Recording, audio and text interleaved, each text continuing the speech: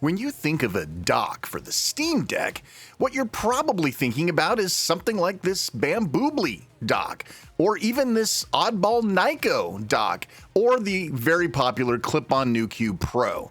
But maybe you don't need all that. You need a mouse and a keyboard to stick in your deck, but you don't need all this other stuff. Maybe there's a solution for people like you and me, and we're going to take a look at this thing today. Stick around. Let's go into the Bungalow world. Today's something a little bit different. The Sabrent Type-C 3-port gaming hub.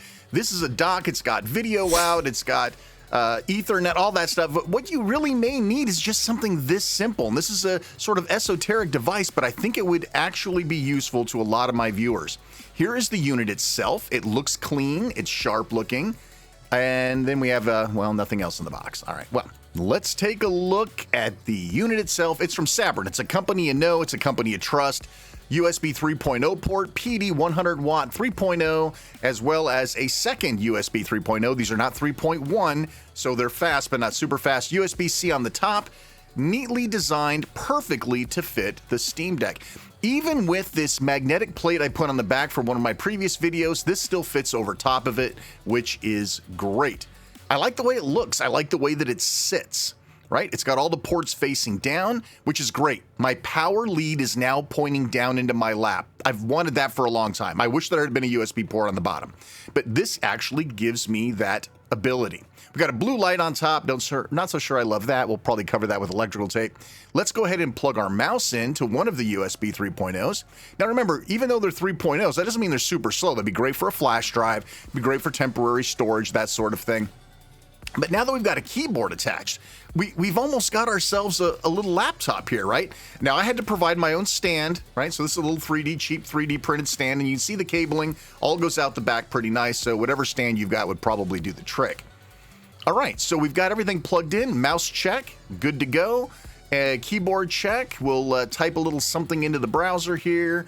A little google.com action. Okay, the keyboard works. So the USB ports work as we would expect them to work, of course. So let's go ahead and pull this apart and do some power tests. We need to make sure that the power passing through this hub is adequate. So we're going to plug in directly into this USB-C power monitor, and we're going to see how much power is being drawn. So right now you're looking at, what is that, 29, 28, it depends. Right now we're downloading something in the background, so it's going to fluctuate, as will the charging time. But you can see we're looking at somewhere in the 26 to 30 range while we're sitting here idle. Now we're going to plug the same thing into here, and it's drawing like 0.2 watts all by itself. That's what the hub takes, which is actually really good. Some of them take a lot. We're going to plug this guy in, and we're going to see what we got powering through here. Look, 29, 28, just like what we were having before. So it's not pulling a lot off the top, at least not yet. Now, we could have stopped right here, but unfortunately, we really need to do this under load.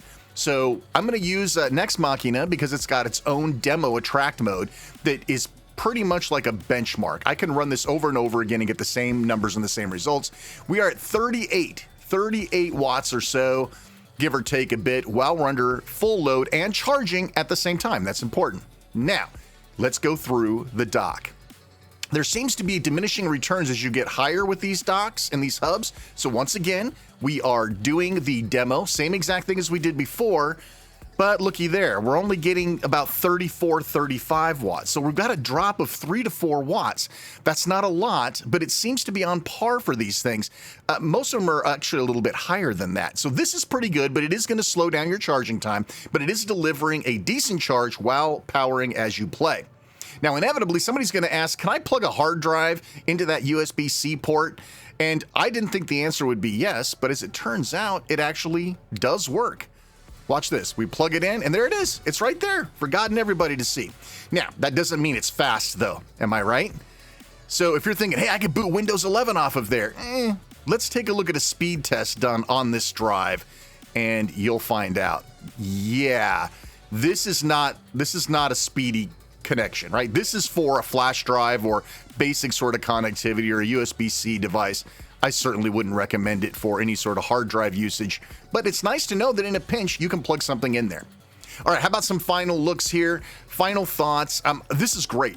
There are a lot of people that need a mouse and a keyboard and a way to charge it, and that's it. And bingo, we've got it. Now, you'll have to provide your own stand, of course, but that's okay. Otherwise, I think this is a great buy at about $16 on Amazon. If you like what we're doing here, like, subscribe, hit the bell. You guys know what to do. I'm Shane R. Monroe. Thanks so much for watching. Take care, and we'll see you next time.